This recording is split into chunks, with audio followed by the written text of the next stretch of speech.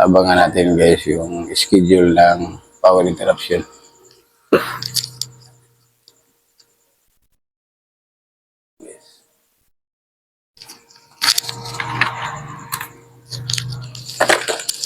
Yan pala guys yung ating battery. So hanggang ngayon guys, buhay pa rin yung ating battery guys. Mag-ilang buwan na to guys na battery. Naka-solar homes tayo guys at naka 12.8 at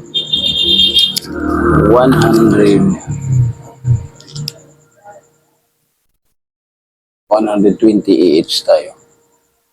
Balik lang pa. 120 AH. Mga light po yung ating mga battery guys. Mayroon tayong main breaker guys. Yan. Yung ating main breaker guys na 125 amperes.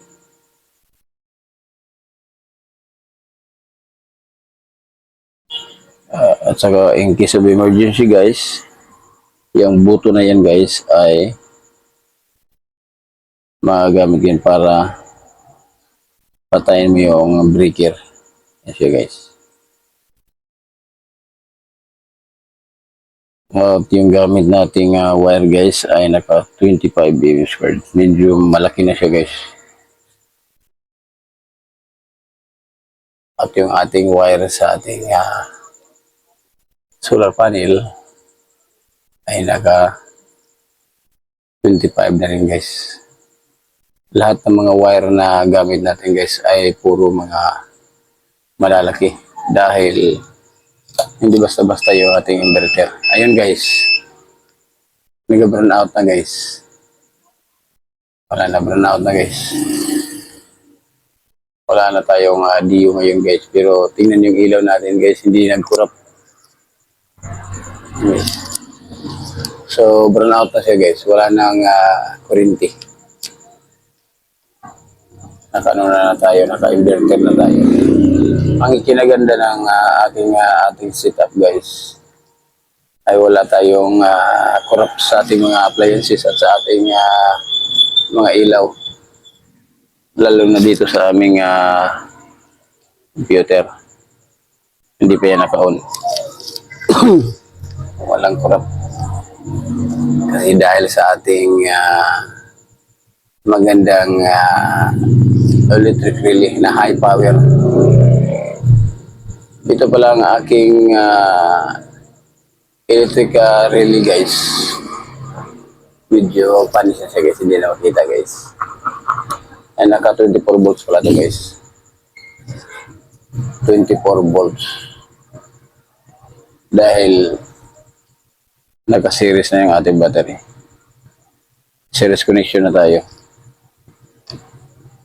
At yung palang solar panel, sa next video guys, papakita ko sa iyo yung solar panel ko. Yung solar panel ko pala guys, ay naka-series sa connection guys. Dalawang 550 watts. Bali 1,100 watts yung ating solar panel. At kapag nagkaroon ako ng pera guys, dadagdag ako ng isang piraso na 550 watts.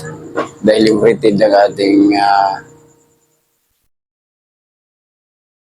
yung rated pala guys ng ating inverter guys ay naka 150 volts. Yan guys.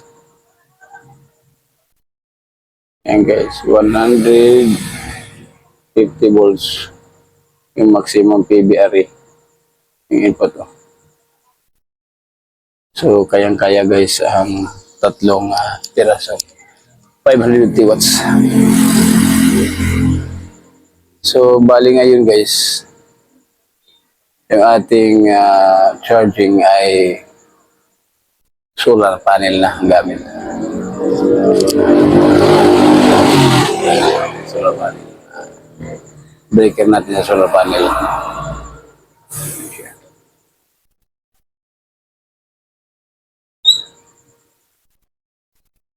So ngayon wala na tayong DU. Ayan. Ito yung breaker natin sa DU.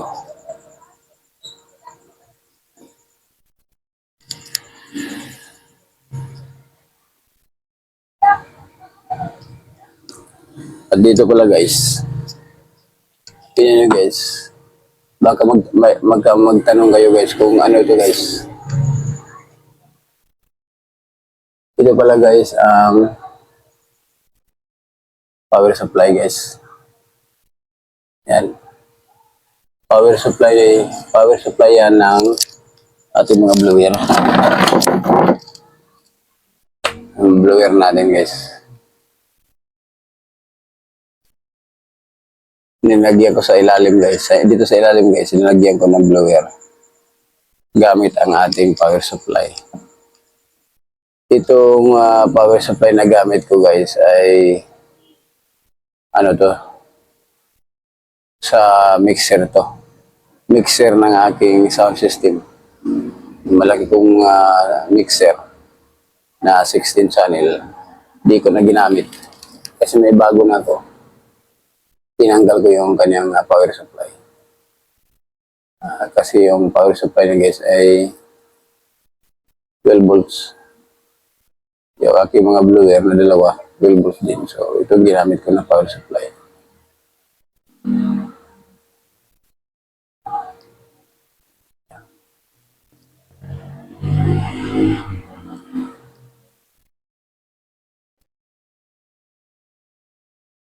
At dito pala guys, nilagyan ko siya guys ng plastic molding guys. Dito sa ilalim guys, lahat ng mga wirings ko. Hindi na masyado makikita guys dahil nakano na siya. Naka-ductress.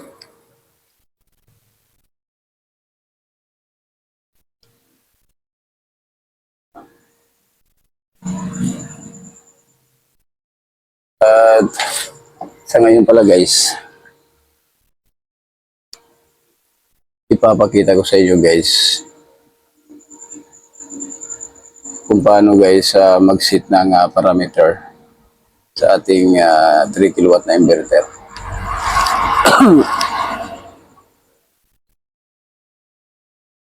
Bali ano lang guys, guide lang sa inyo guys para malaman nyo guys kung paano iset yung kanyang parameters. Bali mga ano niya, mga function. So ito guys yung kanyang function. Ito yung arrow up at arrow down. Yan. Arrow down. At ito yung power. So kung gusto nyo mag-set ng parameters guys, so ituturo ko sa inyo guys. Ito pala yung function guys. So i-push lang nyo guys ng mga 3 seconds guys. Subukan natin guys. Ayan guys.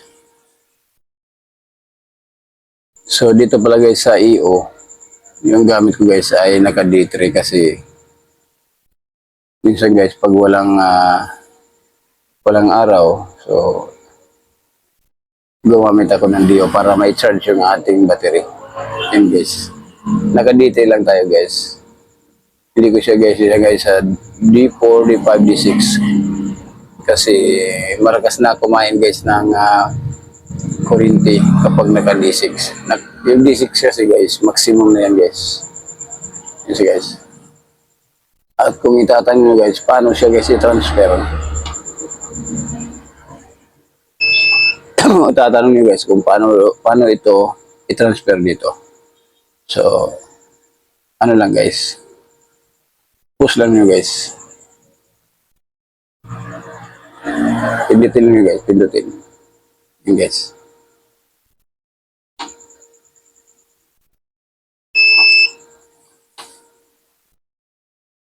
Balik natin guys. Yan guys, na-transfer na siya guys. Pwede kayong gumamit guys ng D3, D4,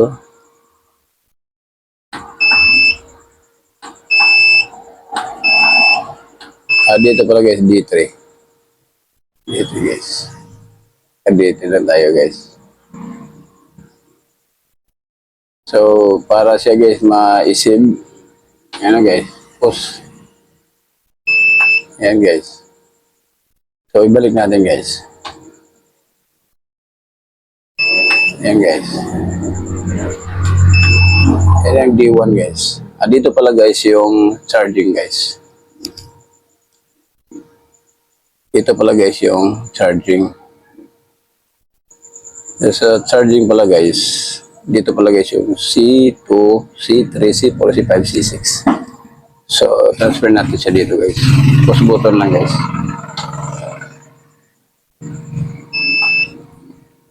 Balik natin guys. Yan guys. Dito tayo guys mag-select guys. Yan, C3, C4, C5, C6. Ito pala guys yung sa charging. Nagkamali ako kanina guys. Ito pala guys yung sa E1. Ito pala guys yung charging. Kung gusto nyo i-maximum sa C6, yan C6. Pero ang ginamit ko guys, ano lang, C3. Balik tayo guys sa C3 guys. Kasi yung C6 guys, medyo malakas na kumain ng kuryente guys. So para ma-save yan guys, push lang siya guys. Ayan, nakasave na siya guys. Balik natin guys. Yan. So dito naman sa E2, yan guys, naka-tertable siya guys. A3, yan guys. So napaka-simple lang guys kapag nag-adjust kayo ng parameters. Yes.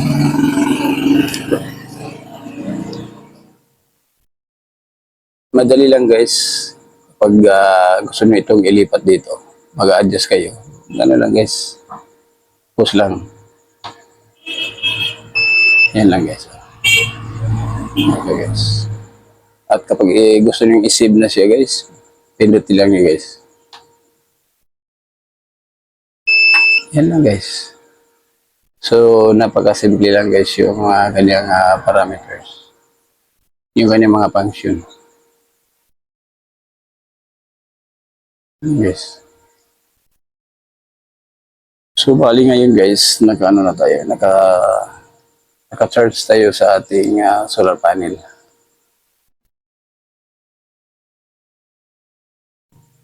Yes.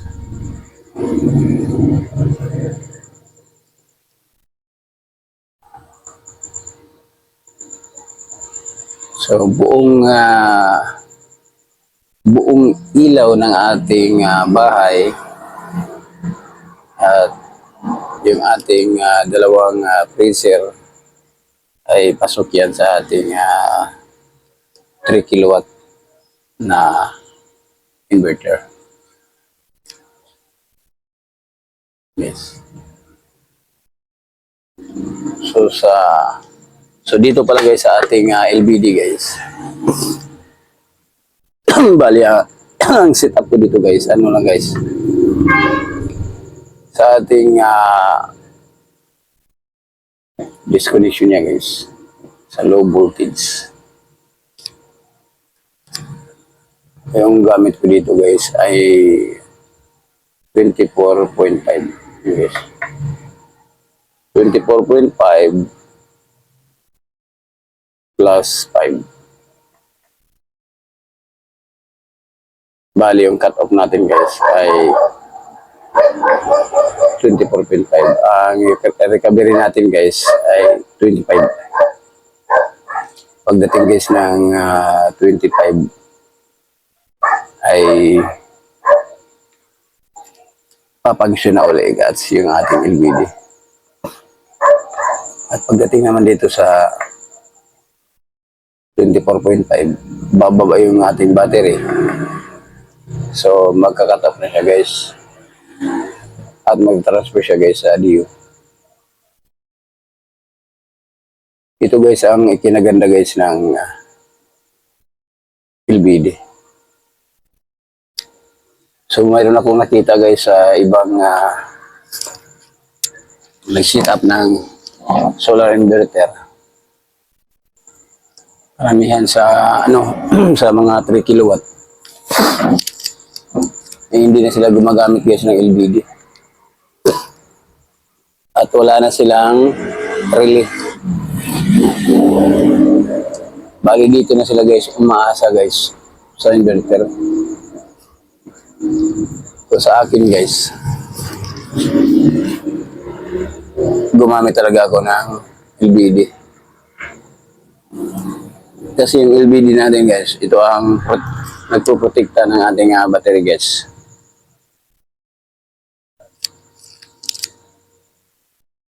Para hindi maubusan yung ating battery. At humaba yung buhay ng ating battery. Ito pala ang ating ano guys. Ito ang ating battery guys.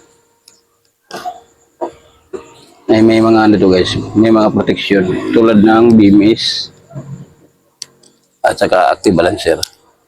Mayroon ditong active balancer guys. So, kompleto itong ating battery guys. Like opor. Binuksan to guys dahil ano guys, may problema kasi sa BMS guys. Kaya binuksan ko.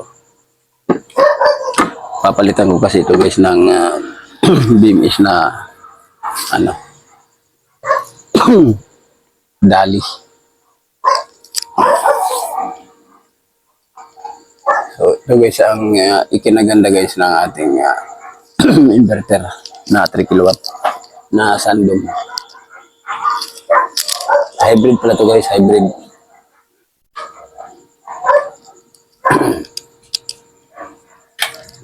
Mayroon na siyang sariling charge controller sa loob. Hindi na kailangan na bumili ka pa ng charge controller dahil andito na, naka-built-in na siya guys.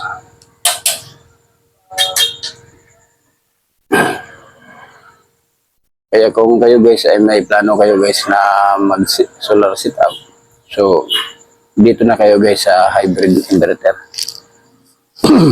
Napakaganda guys ng Sandom. I-recommend ko sa inyo guys. Yung Sandom guys ay napakagandang inverter. Kahit sa 1,000 watts. Kasi ako guys, nagsimula ako guys sa 1,000 watts na Sandom. Bago ako nakapag-ipon guys para makabili ng 3 kilowatt.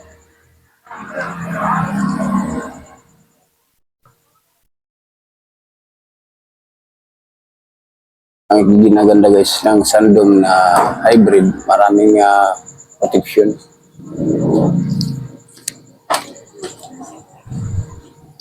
Maganda siya guys. Wala akong masabi guys dito sa Sandom na hybrid. Maganda. Legit. Na legit. So, balik tayo guys. Kapag nagkaroon ako guys ng pera guys, magdagdag ako guys ng 2 battery. So, bali kung mayroon akong 2 battery guys, bali ang connection natin dito guys ay series parallel.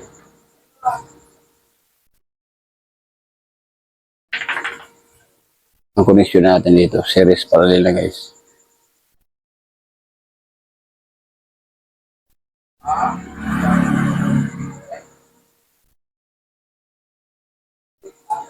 Bali naka 240 EH na tayo guys.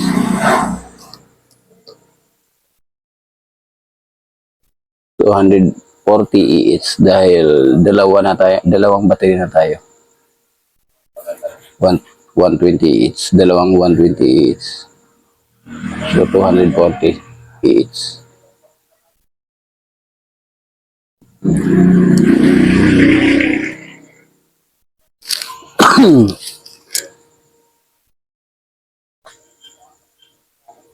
Yung una nating setup guys, hindi pa tayo kumpleto is lang mga breaker. Ayun guys. May mga ano na tayo guys. May mga protection na tayo guys.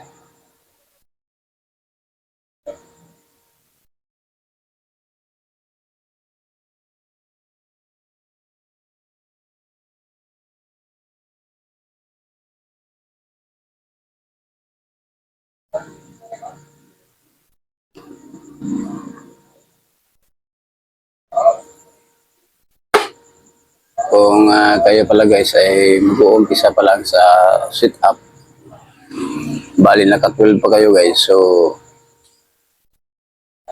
i-recommend ko sa inyo guys itong electrical relay guys. Kung naka 12 volts kayo guys, gamit kayo ng 12 volts din na electrical relay. At kung naka 24 naman kayo, gamit din kayo ng electrical relay na 24. At ito pala ang ating LBD ay ang kaya niya palang tanggapin na voltahe guys ay 24 to 36 volts. Ito ang ating LBD.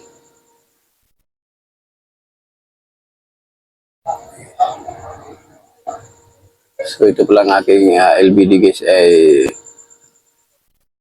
malapit nang mag 1 year. Matagal na itong aking LBD guys, pero wala pang aberya.